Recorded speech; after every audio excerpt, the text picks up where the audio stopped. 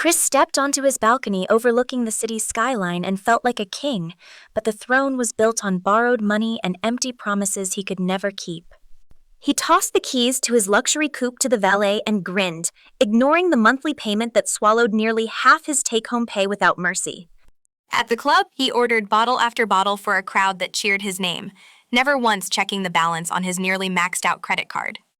Bills piled up on his marble countertop like unopened confessions, and he slid them into a drawer each week, convincing himself tomorrow would be different. His savings account sat at zero for 18 straight months, and yet he kept leasing, spending, flashing, pretending the numbers on the screen would fix themselves. The high-rise apartment had walls of glass and a view of the river, but every single piece of furniture inside was financed with interest, compounding like a disease. He took photos of every meal and posted them online, and his friends double-tapped and commented, and he felt seen, loved, important, whole. But deep down, Chris knew the truth that no filter could hide. He was one paycheck away from losing everything he never actually owned in the first place. The layoff email arrived on a Tuesday morning, and Chris stared at the screen for 10 minutes, heart pounding, realizing the whole fragile tower was about to collapse. He called his closest friends, and they promised to call him back. But the calls never came, and the group chat went silent, like he had never existed. The credit cards maxed out one by one, and the minimum payments became mountains he could not climb, and the interest kept growing while his income stayed at zero. Debt collectors called from morning until night, and Chris let every single ring go to voicemail, hiding in his apartment like a prisoner of his own mistakes. The eviction notice slid under his door on a Thursday, and he read it 3 times before accepting that his marble countertop kingdom had officially fallen for good. He packed his designer clothes into garbage bags and carried them down to his parents' car while the neighbors watched, and his face burned with shame and failure. Driving back to his childhood home, Chris watched the city shrink in the rearview mirror and felt every mile stripping away the man he had pretended to be. He lay down on his childhood bed and buried his face in the same pillow he had cried into at 16, only this time the pain was far worse.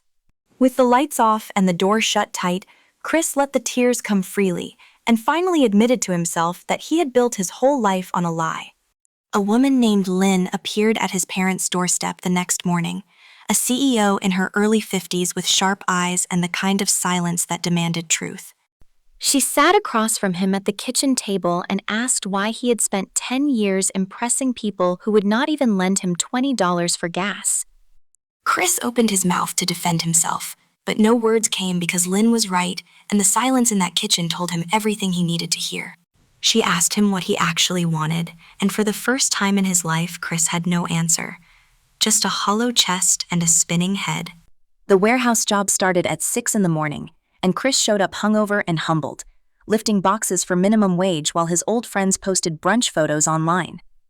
His first paycheck was barely enough to cover his phone bill, and he stared at it for a long time, realizing how far his dollar had to stretch now. He paid off his smallest credit card after 3 months of rice and beans, and the victory felt bigger than any bottle he had ever bought for a crowd. Month by month, Chris watched the balances shrink, and his dignity grow, and he started sleeping through the night for the first time in what felt like years.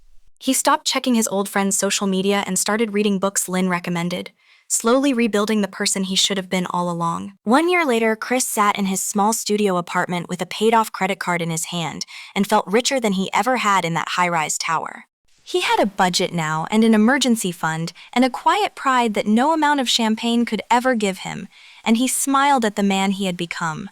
Lynn took him to lunch and told him she was proud, and Chris learned that the best mentors do not save you, but rather stand beside you while you save yourself. Drop a comment below and tell us what was the biggest debt you ever had. Subscribe to Rich Life and hit the bell so you never miss our stories.